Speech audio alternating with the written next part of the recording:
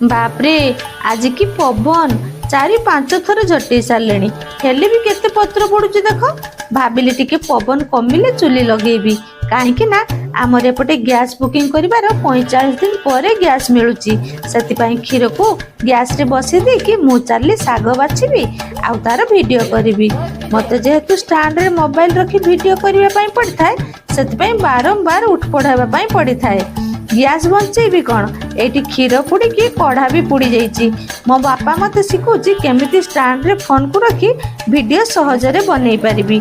आपण मानक पाखरे पहुँचुवा ए जो 1 मिनिट वीडियो से आमको केते कौन करबा पई पड़ी थाए जे माने वीडियो बनाउचंती सेही माने ही जानि परिबे।